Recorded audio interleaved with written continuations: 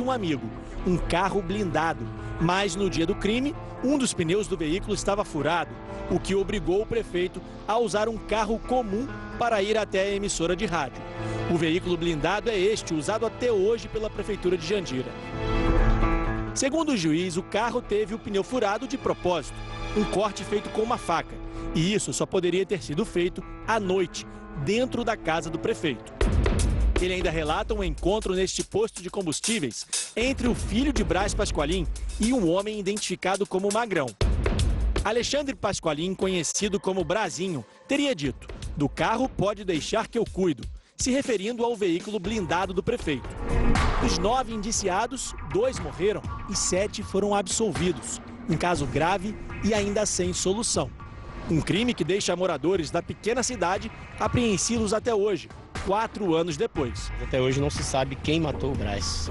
Este vereador já pensa em abandonar a política. São fatos que estão no ar até hoje, né? Você vê, uma coisa que deixa a gente indignado assim, e a gente como vereador fica preocupado, mataram um cara que todo mundo gostava.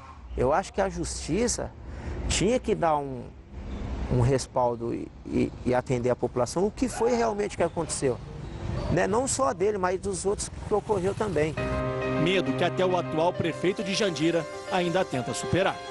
Assumir uma prefeitura nessas condições não foi fácil, né? Porque as pessoas que têm um sentimento, né, de insegurança, de impunidade, a gente tem que mostrar para a cidade que é possível governar com paz, com tranquilidade. Deixa eu conversar com o Expedito, ele é militar do Exército do Rio de Janeiro. Boa noite. Boa noite. Fique à vontade. Vou falar com todos. O que nós podemos ver, como já foi dito aí inúmeras vezes, é que o Estado hoje não tem autoridade. Nós vemos que o crime já conseguiu corroer todos os 3 poderes da República. Então, hoje nós temos, inclusive, desembargadores vendendo sentenças, e todos sabem disso, e ninguém faz nada. Nós temos um exemplo como os criminosos que foram postos em liberdade, que trocaram tiro com armas de fogo automáticas na zona sul do Rio de Janeiro, e simplesmente foram absolvidos por um desembargador que vem de sentenças e está envolvido com crime, com inúmeras outras coisas que ocorrem. E a nossa política, o que está acontecendo é isso: ou o Estado começa a executar os criminosos, ou os criminosos vão continuar executando o Estado. Então, essa perda de autoridade, essa falta de autoridade, ela já se enraizou em todos os poderes. Eu sou militar do Exército, eu também presencio dentro das Forças Armadas essa corrupção generalizada que está assolando o país e que é o mal, que é a base de todo o que está acontecendo com a nossa sociedade. As famílias estão se desintegrando porque, mais uma vez, eu afirmo, nós, pessoas que acreditamos na base familiar, vemos que a igreja tem que se posicionar mais, porque a base da família é a igreja, e a igreja é a base da família. Um puxa o outro. Então, se nós não conseguimos inserir isso na sociedade, nós vamos perder tudo que nós conquistamos até agora, que é a nossa sociedade com pessoas de bem, pessoas que podem modificar o que está aí, e porque nós estamos recuando. Os homens de bens estão recuando, a verdade é essa. Então, isso precisa ficar mais explícito com relação ao seguinte: ou temos as pessoas de bem que começam a ter um pulso mais forte, ou nós vamos nos degradar cada vez mais. A verdade é que hoje os valores estão totalmente invertidos. A política hoje é como quem entra para a PM, que é pegar, as pessoas querem pegar uma carteira e acham que podem fazer o que querem. Eles estão confundindo a autoridade com poder. E não é isso. O serviço público, ele o nome já diz, é o serviço. Eles estão ali para servir a sociedade. E as pessoas perderam essa consciência. Então, o senhor acredita que essas vítimas eram inocentes? Olha, com certeza não. Com certeza não, porque nós sabemos que a partir do momento em que você consegue um cargo público, você passa a fazer parte desse sistema chamado Estado brasileiro, você está suscetível à corrupção, porque é a base de tudo. O nosso mal hoje na sociedade é a corrupção. Se isso não for combatido com pulso firme, nós não teremos como chegar a um ponto que não seja esse. As pessoas se eliminando como se fosse a coisa mais banal do mundo. Nós vemos isso em todos os pontos da sociedade. O governo em si está generalizado. Tá bom. Grande abraço para o senhor, obrigado pela sua participação. Quero compartilhar mais comentários de pessoas que estão postando no nosso Instagram, @BispoMárcio. Você deixa a sua opinião, também o nome dos seus familiares para o momento da oração que vamos fazer daqui a pouco. Vamos ver a opinião do Francisco. Eu acho que esses crimes políticos são causados, na maior parte, por milícias que deveriam ser investigados pela Polícia Federal. Vamos subindo aqui. A Taína, ela diz: o verdadeiro motivo é a ganância e a sede por dinheiro e mais poder. Todos querem estar dentro, muita ambição. Para eles é mais fácil matar do que a honestidade. Peço oração para meu pai que opera hoje de catarata e para minha pessoa. Nós vamos orar, viu, Bruno? Por você e também pelo seu pai, tá bom? Francisco, eu acho que esses crimes políticos são causados, na maior parte, por milícias que deveriam ser investigados pela Polícia Federal. Repetiu aqui. O Dete, show de programa, parabéns, obrigado, Dete. Tá mesmo aqui, deu um repeteco. Precisamos combater os crimes na política. Isso aqui, deixa eu descer mais. O Bruno diz: creio que seja práticas ilícitas e concordo com um colega no posicionamento do Dr. Marcelo Souza. E referente ao Celso Daniel, PC Farias, as coisas vêm sendo pioradas desde o momento que tudo isso aconteceu. Descer mais um pouco aqui. Tatiana, a política hoje em dia é questão de sobrevivência. Incomodou, eliminado, assassinado. E isso não vai parar enquanto a justiça e os órgãos competentes não forem para cima desta, entre aspas, quadrilha. O caso Eduardo Campos será mesmo que foi acidente? Que ele sofreu, né? O avião caiu, acho que no Guarujá, não foi? Sim. Foi aqui na Baixada, né? Doutor Leonardo, por favor. Doutor Leonardo, tudo bem? Oi, boa noite. Tudo Boa bem, noite. Bispo? Prazer recebê-lo aqui no Fala Que Eu Discuto e a sua opinião sobre o tema de hoje.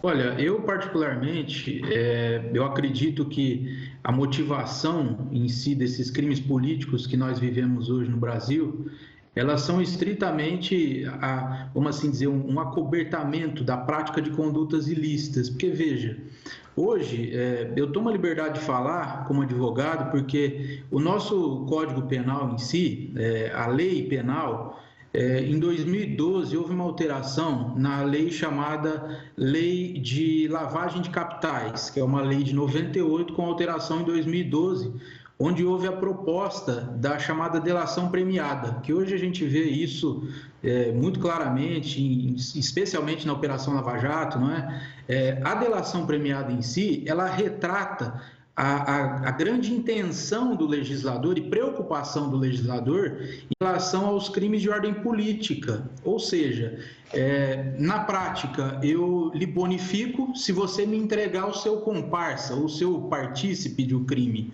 Ou seja, o próprio legislador, ele interpreta em si a prática de crimes políticos como uma grande organização criminal. Olha, se você me entregar um de seus pares, eu lhe bonifico, eu lhe dou, enfim, você começa a cumprir sua pena em regime semiaberto, enfim, para quem tem, na prática, para quem tem culpa no cartório, é muito fácil aderir à delação premiada, mas eu acredito que o problema no nosso país ele é um pouco mais amplo. Nós temos aí partidos de direita, partidos de esquerda, que a cada dia se aliam mais, que a cada dia se afunilam, E, obviamente, a intenção de todos esses crimes que a gente vê é defesa de território político, bispo. Eu vejo isso como defesa de território político.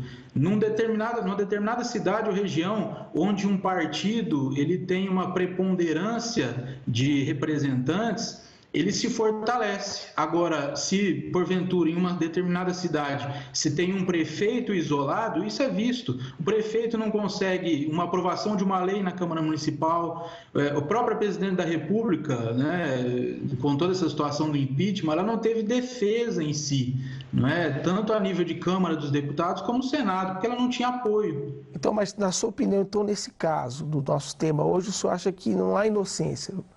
Tem culpa essas pessoas que são assassinadas no meio político atualmente? Sim, eu acredito que não há inocência, tá, bispo? Eu vejo que realmente os partidos políticos, eles se defendem entre si. A gente pode ver da própria matéria que foi passada há pouco, não é? O assassinato do prefeito de Jandira, são atos concatenados, ou seja, existe uma organização para a prática do assassinato, enfim, os partidos políticos e as pessoas em si se organizam para a defesa de interesses dos próprios partidos políticos. Eu vejo isso como, na realidade, uma organização criminosa, pastor. Muito obrigado pela sua participação, seja sempre bem-vindo aqui no Fala, tá bom? Vamos ler a opinião do Júnior no Instagram. Isso é vergonhoso, está na cara que executar uma pessoa está se tornando a maneira mais fácil de resolver várias coisas. Aqui em Maceió, Alagoas, se elege o candidato que sobreviver aos atentados. Você tá feia, né? Zé Luiz Machado. Política no Brasil, sinônimo de corrupção. A política trabalha em função do crime organizado. Quem vai na contramão é eliminado do caminho. O criminoso sempre é favorecido pela impunidade e o medo. Deixa eu ler mais alguns aqui. O bioestética. O Brasil precisa de leis rígidas, está lei aí, mas são leis rígidas. Cada dia que passa está pior, estamos sem segurança. A Anne, eu acho que os acontecimentos tenham causado por coisas ilícitas, dívidas antigas, algum envolvimento, como tem muito candidato com ligações a facções, empréstimos, pegando com agiotas. O acontecimento possível pode ser dívidas, ou talvez seja apenas vítimas de mais uma violência do nosso Brasil. Anne, você pulou para lá, pulou para cá. Eu queria saber a sua opinião. Você falou aqui, ó, primeiro, dívida, ligação com facção. Ela deu tiro para tudo quanto foi lado. Mas obrigado pela sua opinião, tá? Só quer falar mais alguma coisa? Não, só quero falar para os políticos, infelizmente, o nosso país hoje tem que tomar cuidado, né? Pelo que a gente está vendo, se eleger hoje a política não está sendo muito bom para muita gente, não. A verdade é isso, que muita gente acaba se envolvendo com práticas ilícitas. Preste atenção, eu não estou aqui fazendo um pré-julgamento das vítimas, mas muitos políticos, no afã e na ganância de querer alcançar o seu objetivo, fazem qualquer negócio. E aí que surge o grande problema, e que nós temos visto hoje na política, infelizmente, essas mortes. Agora, morrer todo mundo vai, seja o que pratica coisas ilícitas, como as pessoas que são honestas, que são transparentes. E é por isso que eu mudo o foco agora e eu falo nesses minutinhos que nós vamos nos preparar para a oração, você pensar na sua alma. Quando nós focamos a morte, muita gente não gosta de falar desse assunto. Você quer falar de coisas boas, você quer falar de sucesso, de grandeza, de saúde, de prosperidade. Maravilha! Mas você não pode se esquecer que tudo na vida passa, tudo acaba. E a única coisa que vai permanecer viva é a alma da pessoa. E muita gente não se preocupa com o seu amanhã. Ela não se preocupa para onde vai a sua alma após a sua morte, porque ela não quer pensar nisso. Para ela tem que pensar em curtir a vida, em viver. Só que a morte, ela vem para todos e não tem idade. Você pode pensar assim, não, mas graças a Deus eu tenho saúde, não vou morrer agora. Ou eu sou uma pessoa jovem, eu estou num vigor muito grande, eu tenho planos, eu tenho sonhos. Eu sei, mas quando a morte vem, ela pega velhos, pega jovens, a morte pega crianças, a morte pega qualquer um. Já diz o ditado, para morrer basta estar vivo. Agora, para onde você vai? Para onde foi a alma dessas pessoas que morreram nesses atentados na política? Será que foram salvas? Será que elas estavam preocupadas com a salvação ou elas estavam preocupadas apenas com a vida terrena que é passageira? Porque a morte é no piscar de olhos. O político estava lá no palanque, estava lá discursando, daqui a pouco caiu morto, não deu nem tempo de fazer absolutamente nada. É ou não é? Projetava um futuro que não existiu, né? Essa é a realidade. E ali vão sonhos, projetos, tudo se acaba. Você é uma pessoa que vive muito preocupada, só que quando a morte chega, tudo acaba, tudo cessa. Por isso, pense nisso. A pessoa que se preocupa, ela busca a Deus. Hoje, quarta-feira, nós temos uma reunião propícia para isso, para você se aproximar de Deus, para você conhecer a vontade de Deus, porque é Ele que vai salvar a sua alma. Você é espírita, você vai morrer. Você é católico, você vai morrer. Você é evangélico, você vai morrer. Você é uma pessoa muito ruim, você gosta de fazer maldade, você vai morrer. Se é uma pessoa extremamente boa, vai morrer também. Todo mundo vai morrer. Você tem muito dinheiro, você é uma pessoa muito rica, você come o que quer, veste o que quer, mora onde quer, você estala os dedos e tudo chega na sua mão, não é assim? Você tem um monte de pessoas para lhe servir, porque você é muito importante. Vai morrer também. Não tem jeito. A morte vem para todos. O dinheiro que você tem, a fama que você tem, o sucesso que você tem, não vai servir de nada quando a morte chegar. Então, pense no que está no seu corpo, que é a sua alma. Se você quiser, hoje, quarta-feira, 10 horas da manhã, 3 horas da tarde e às 8 da noite, 10 da manhã e às 8 da noite, aqui no Templo de Salomão, na Celso Garcia, no número 605. Zona Leste de São Paulo. E você também pode procurar uma Universal mais próxima da sua casa. Eu estarei às 3 da tarde, hoje, quarta-feira, no Brás, na Celso Garcia, 499. Nós vamos agora formar a nossa corrente de oração e nós vamos pedir, o Bispo Alessandro, quero convidá-lo para fazer a oração, e nós vamos orar por todos e também pelos familiares dos políticos, porque a mãe sofre, o pai sofre, a família sofre. Quem fica sofre mais do que quem vai, com exceção dos que vão sem salvação, né? Exatamente. Então nós vamos formar essa corrente agora, onde quer que você esteja. Se puder, prepare um copo com água enquanto o clipe rola aí. Suplico ao Senhor de todo o coração, dai ouvidos, pois estou em aflição. No meu rosto Meu Pai, nós invocamos o Teu nome agora em favor de todos os aflitos, desesperados, em favor daqueles que se encontram doentes nos hospitais, os que foram abandonados em asilos, ou nas ruas, nas praças, por essa criatura que não tem ninguém por ela, que vive trancada dentro de um quarto com uma depressão, que pensa na morte quase todos os dias e mal sabe ela que a alma dela não está pronta, preparada. Nós invocamos o Teu nome, meu Deus, por todos aqueles que nesse momento se aproximam do televisor, que preparam um copo com água. Oramos pelos familiares dos políticos, como essa mãe, essa própria mãe desse político do Rio de Janeiro que desesperada, em prantos, dizia que nunca imaginava na vida a dor de enterrar um filho. E assim como ela, existem muitas mães, não de políticos, mas de pessoas simples, trabalhadoras, honestas, pessoas que vivem no dia a dia nesse mundo e que acabam sendo vítimas da morte. Eu peço, meu Pai, aonde quer que chegue a nossa imagem, a nossa voz, que chegue a Tua luz, o Teu poder, e essa criatura seja livre de toda opressão, que ela receba paz.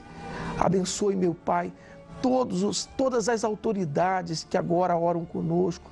Meu Pai, abençoe os vereadores, o prefeito, o governador, os policiais, todas as pessoas que oram conosco nesse momento. Que o copo com água seja fluidificado com o Teu poder.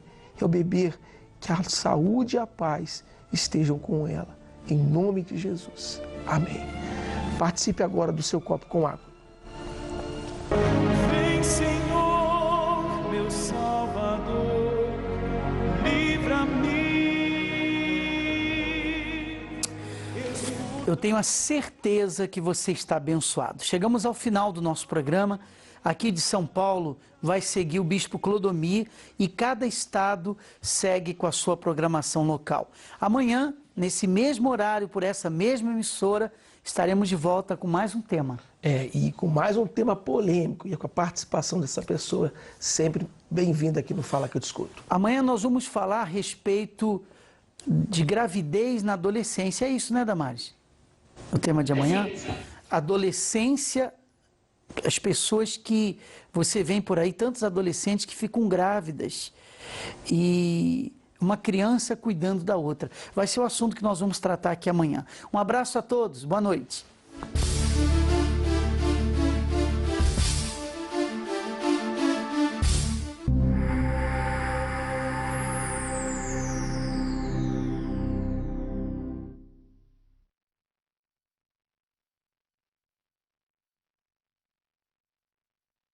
Tire suas dúvidas com a ex-mãe de santo. 0 operadora 11 2790 1177.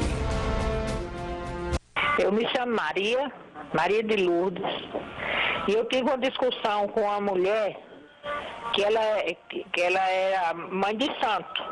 E depois desse dia, nunca mais eu tive saúde, eu comecei a desmaiar. Aí, a última vez que eu desmaiei, meu marido estava comigo, eu não sei falar nada, mas ele falou para mim que eu fiz um barulho muito forte, que até os cachorros acordaram e começaram a latir. Inclusive, sumiu uma peça de roupa minha. Eu queria saber o que é isso. Amiga, a senhora mesma mencionou, né? A partir do momento em que a senhora teve aí uma discussão com uma pessoa que é serva do mal, das entidades, né? Essa pessoa, ela não tem, vamos dizer assim, um bom coração, ela não vibra, né, energeticamente de uma forma positiva. Ela tem um mal espiritual. É lógico, a nossa luta não é contra essas pessoas, mas contra o mal que habita nelas e que levam justamente a elas, né, a atacarem espiritualmente as outras. Ou seja, essa pessoa, essa senhora, com certeza, ela riu, ela sentou, ela despachou, ela evocou maldições sobre a sua vida, ela trabalhou em várias linhas para alcançar aí a sua saúde, e a mesma entidade que está nela passou também a estar na sua vida, ao ponto de que a senhora também tem manifestado, porque esse tipo de atitude, esse tipo de comportamento que a senhora tem tido, também são manifestações. Só vê que os cachorros mesmo, né, começaram a latir, porque os cachorros podem ver os espíritos. E eles também conseguem, né, quando há aí uma energia no ar, captar, absorver. Então a senhora vê que a senhora está sendo atacada espiritualmente e a senhora precisa urgentemente destruir essas obras, se desfazer dessa energia e trocar. A senhora precisa de uma troca energética, né? Que seria trocar essa energia do mal, esse carrego que está sobre a sua vida, e passar a ter uma boa energia, que seria a energia da luz, a energia de Deus. Se foi possível o mal provocar o que está provocando na vida dessa senhora e de tantas outras pessoas usando uma peça de roupa, O que o Espírito de Deus é possível? Eu já volto falando sobre isso. Olha só esses 3 casos. 3 casos, vou colocar agora, de pessoas que foram vítimas de rituais. Olha só o que a vida delas se tornou. Acompanhe. Eu fui vítima de um ritual, né? E até então o meu casamento estava tudo bem, só que depois desse sumiu minha peça íntima de roupa, numa blusa, numa lingerie, né? Então tudo deu errado, né? O meu casamento começou a se esfriar, nós dormimos um para um lado, outro para o outro, né? E dentro de casa eram muitas brigas. Teve um dia que eu cheguei a pegar uma faca para poder matar ele e nesse momento meu filho presenciou. Né? Então era só destruição. Depois que aconteceu tudo isso, eu já não aguentava mais sofrimento, eu vim, na verdade eu já conhecia, né, a igreja, então eu voltei, falei, é lá que eu vou buscar ajuda. Então nós fomos, tanto eu quanto meu marido, porque nós já conhecíamos. Então a gente veio, buscamos ajuda numa sexta-feira de libertação, a gente veio no desmanche e foi onde tudo começou a mudar, tanto eu quanto ele. Hoje a gente dorme juntos, né, um do lado do outro. A gente se beija, coisas que não aconteciam, né? Dormimos juntos, né? Saímos juntos, que também não acontecia mais, né? Cada um para o seu lado. A gente sai em família, que não acontecia também, né? E hoje está tudo transformado, né? O nosso casamento foi tudo depois que a gente veio, depois do desmanche. Meu nome é Anderson, eu fui vítima de um ritual. Quando nós casamos, nós vivíamos bem. Eu não brigava com a minha esposa, a gente se dava muito bem, conversávamos. E de 1 ano e meio, a gente já casado, eu vi que aconteceu um esfriamento. A gente brigava muito, tinha muita discórdia dentro de casa, eu não aceitava as cobranças dela, ela não aceitava as minhas. E foi aí que a gente viu que tinha um ritual dentro da geladeira. Com o meu nome e o nome dela no congelador, sumiu peça íntima minha, dela, roupas. Foi aí quando um amigo meu me convidou, num desmanche espiritual. Chegando aqui, eu comecei a ver uma mudança. Participando, eu comecei a ver uma mudança. Já não brigava tanto que nem eu brigava antes com a minha esposa. Ela começou a vir também e aqui a gente começou a ver uma diferença no nosso casamento. A gente não se entendia, começamos a se entender, a ter diálogo. E eu com meu filho, a gente já não brigava, eu já não discutia mais com meu filho. Então eu comecei a dormir, que eu não dormia à noite. Eu vi uma diferença na minha vida financeira, que a minha vida financeira não andava, hoje está andando. Hoje eu posso te dizer que hoje eu vivo uma lua de mel com minha esposa. Eram lançadas na minha vida palavras proferidas. O casamento já estava todo conturbado, eu não tinha nada, mas eu era invejada. Meu nome é Sandra e eu fui vítima de um ritual.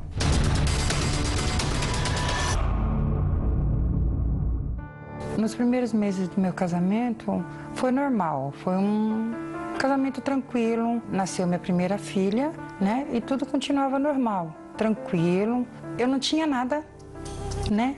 Mas eu era invejada, né? Eu percebia, não por o fato de eu ser uma pessoa muito esforçada. Eu falava, poxa vida, né?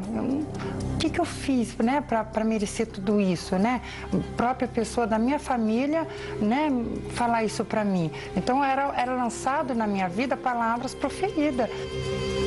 Eu percebi que sumiu uma roupa íntima minha. Eu fui procurar essa roupa e não achei. Aí eu falei assim, poxa, não é normal, né? Aí eu procurei na minha casa e não achei.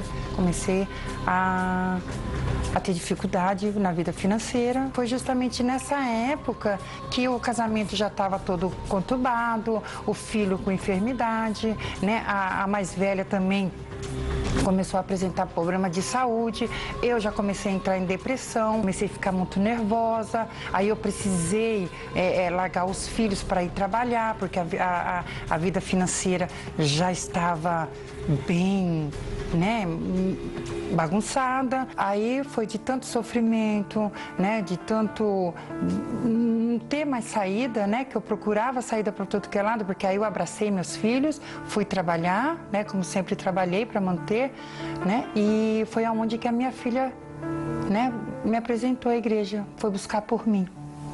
Quando eu cheguei na igreja, eu lembro como hoje, eu chorei muito. Eu cheguei com os meus 2 filhos do lado, chorei bastante e essa obreira teve paciência. Aí depois que eu chorei, ela chegou em mim e falou sobre a corrente da sexta-feira, que realmente tinha um mal na minha vida, né, nos meus caminhos, a qual era para me perseverar na corrente de sexta-feira. A partir do momento que eu recebi a oração, que eu fui orientada a participar dessa corrente e que eu recebi a oração, dentro de mim mudou. Primeira coisa que eu tive paz dentro de mim, eu fui dormir. Eu dormi com meus filhos na noite, entende? Eu dormi, acordei, tinha paz, eu deixava meus filhos tranquilos em casa para trabalhar, né? E não precisei, sabe? Eu falei assim, ali eu tinha certeza que, né, que ia mudar tudo. E eu perseverei na corrente, eu fui orientada e o meu filho foi curado. O meu filho hoje, ele está com... Tanto é que hoje ele está fazendo 25 anos. Ele foi curado, né? Graças a Deus, a secreção que ele punha pelos olhos, a irritação que ele tinha foi curado, graças a Deus. Eu também fui curada do nódulo que apareceu, né, em mim, no meu seio direito, apareceu um nódulo, a qual foi constatado que realmente era uma categoria 4, a qual a gente já estava para fazer biópsia. E depois de uma semana foi constatado que não era o cancerígeno. Hoje eu posso dizer que, agindo a minha fé nessa corrente, né, da sexta-feira, fui liberta de tudo, da angústia que eu tinha dentro de mim, entende? Das noites sem dormir, né? Eu fui liberta, como disse, eu tenho paz, o meu filho foi curado, a minha filha, né, que buscou por mim, hoje está na presença de Deus, é uma grande mulher de Deus, ganhando almas para o Senhor Jesus, né? A outra também, que era pequenininha na época, hoje também é uma mulher de Deus, está na fé junto com a gente, né? Então, eu só tenho que agradecer. Os trabalhos foram desfeitos, entende? As palavras proferidas que foram lançadas na minha vida foram todas caídas, né? Todas derrubadas através da minha fé, porque eu usei a minha fé e Deus transformou a minha vida. Eu quero que você entenda o seguinte, se através de uma peça de roupa, a pessoa que veste essa roupa, a pessoa, quando ela veste a roupa que recebeu um carrego, o que acontece quando ela veste essa roupa? Tá aqui, se essa roupa foi entregue a uma entidade e foi feito um ritual, essa roupa foi apresentada a essa entidade, a uma determinada entidade, tenha ela o nome que tiver, quando a pessoa veste a roupa, ela na verdade está vestindo aquele espírito está se apossando dela, ela está recebendo a energia negativa, a energia das trevas que foi colocada naquela peça de roupa. Por isso que a vida da pessoa cai em desgraça. O que nós temos visto nessas histórias, pessoas que foram vítimas de um ritual e, como o senhor colocou, a energia negativa entrou na vida dela. E o contrário, quando a peça de roupa é apresentada a Deus, também acontece. Por exemplo, aquela mulher hemorrágica, há anos que ela sofria, ela gastou tudo com os médicos e veio a piorar. Quando ela tocou na veste do Senhor Jesus, aquele mal, aquele espírito que causava a doença foi arrancado. Houve a troca de energia porque as vestes do Senhor Jesus eram vestes consagradas. Porque há um interesse tão grande por parte do mal em usar uma peça de roupa para fazer a vida da pessoa andar para trás, para fazer a pessoa ficar doente, para fazer a pessoa se divorciar, para fazer a pessoa ficar literalmente deprimida, desesperado, até louco. Porque o mal sabe que Deus também fez uso de peças de roupas para curar e libertar pessoas que estavam oprimidas, amaldiçoadas e perturbadas. A exemplo do que está escrito que o Espírito Santo fazia através de Paulo, que através das suas vestes curava e libertava. Não apenas curava, mas libertava pessoas de espíritos malignos. E isso é desde o início. Quando os filhos de Arão, irmão de Moisés, foram consagrados, ele mandou trazer as roupas. para primeiro consagrar as roupas. Olha só a importância, o mistério das roupas. Não é à toa que o espírito das trevas usa roupa. Se utiliza da mesma fonte que o próprio Deus usa, como aconteceu com Elias. O manto de Elias carregava ali aquela energia, tanto que Eliseu pegou e disse: onde está o Deus de Elias? E foram abertas as águas. Minha amiga, meu amigo, preste atenção no que eu vou lhe falar. Preste atenção. Quando você, no templo, nesta sexta-feira, apresentar a roupa do seu filho, a roupa do seu marido, da sua esposa, você vai trazer primeiro, cada semana você vai trazer de uma pessoa. Sexta-feira agora, você vai trazer da pessoa mais problemática, mais carregada, mais problemática, mais carregada, ou aquela pessoa que está enferma. Eu te garanto, você vai trazer essa roupa, se você não tem, você vai comprar uma roupa dessa pessoa. Aí nós vamos orientar, não esqueça, nós vamos orientar como é que você vai fazer para representar essa pessoa. Você vai comprar uma roupa pensando nela. E como é que você vai fazer com essa roupa para representar essa pessoa? Então, você que, por exemplo, tem um familiar enfermo na sua casa, ou no hospital, numa clínica, você vai trazer uma peça de roupa dele, e a unção do Espírito de Deus vai ser colocada no trabalho que nós vamos fazer na sexta-feira. Nós vamos fazer 2 tipos de trabalhos com a roupa na sexta-feira. 2 tipos de trabalho. Você vai levar para casa. Eu te garanto. Quando essa pessoa enferma usar essa roupa, ela vai ficar curada. Eu te garanto isso. Se não acontecer, se porventura não acontecer, você não precisa voltar mais não. É tudo engano, é tudo ilusão, é tudo mentira, é tudo engodo. É um desafio que eu faço a você, minha amiga, meu amigo. Porque essa situação que aí está, seja com respeito a você, seja com respeito aos membros da sua família, essa situação vai mudar. Esse carrego que está sobre a sua vida vai ser arrancado. Vamos acompanhar o que vem acontecendo às sextas-feiras aqui no Templo de Salomão. Na época do casamento, a gente começou bem, vivia bem, mas devido aos problemas assim, financeiro, desemprego, eu comecei a ficar diferente, comecei a ficar assim, nervoso. E existia também o vício da bebida. Isso foi acumulando um desrespeito à minha esposa. Eu chegava em casa bêbado, às vezes ficava 1, 2 dias assim fora de casa. Então, por esse motivo, ela não aceitava. E a gente discutia muito, entendeu? E aí ele começou a beber mais e começou até com vício de jogos, né? Começou a passar a noite jogando e aí então começou a causar uma tristeza profunda, chegar a ser até uma depressão dentro de mim, porque não era aquela vida que eu queria. Chegou ao ponto de eu pensar em separação, mesmo com 3 crianças. E financeiramente a gente não vivia bem, porque todo o dinheiro que eu ganhava assim no trabalho, praticamente ia na bebida, nos jogos, então era essa a nossa vida. Quando eu cheguei ao templo, aí no momento em que eu entrei, eu já senti uma diferença dentro de mim, uma certeza que ali eu encontraria a paz, eu encontraria aquilo que eu estava procurando. E não era assim uma coisa como num filme de romance ou num conto de fada. É algo muito real, muito profundo. E a partir desse momento, a nossa vida começou a mudar. E eu comecei a notar a diferença no meu esposo, ao ponto dele mesmo ir procurar e começar a fazer a campanha, e começar a procurar se libertar. Então eu via ali a resposta, a solução, e é onde eu estou até hoje e tenho encontrado resposta não só para essa situação, mas toda a situação da minha vida, em todos os sentidos, espiritual, físico e financeiro, no casamento. Hoje mudou tudo, praticamente tudo, transformou, né? A nossa vida, como ela disse, a nossa vida é outra, nós temos um casamento abençoado. hoje eu não sou mais viciado, não bebo, não dou mais esse problema para minha esposa. Hoje nós somos felizes, graças a Deus.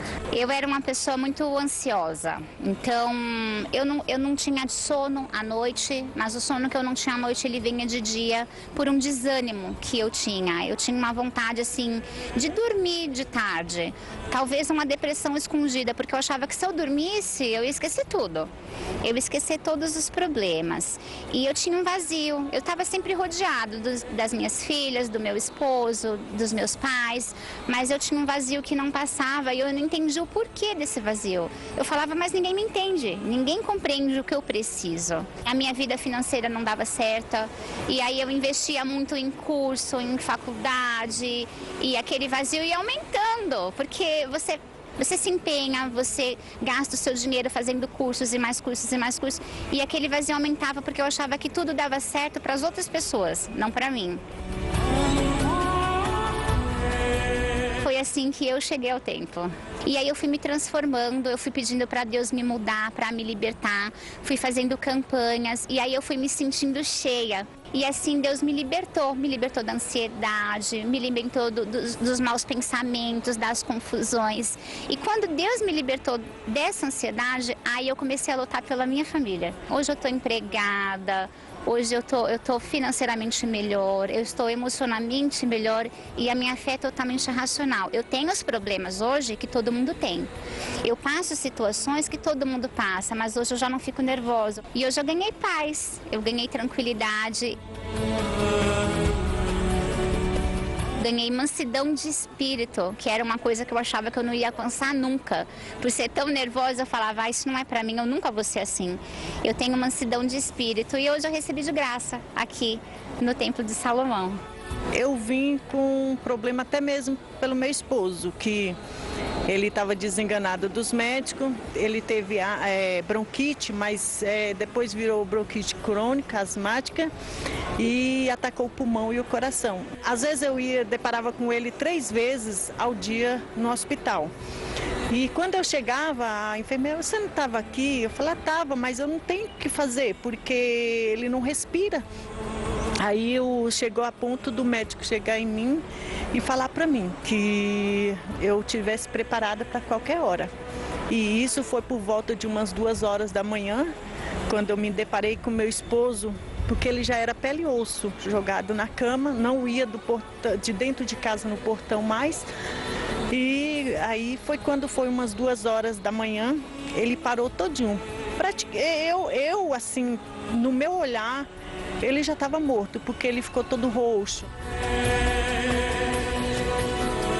Em seguida, aconteceu comigo também, né? Que eu indo no médico fazer exame de rotina e constatou que eu estava com câncer de mama, câncer maligno.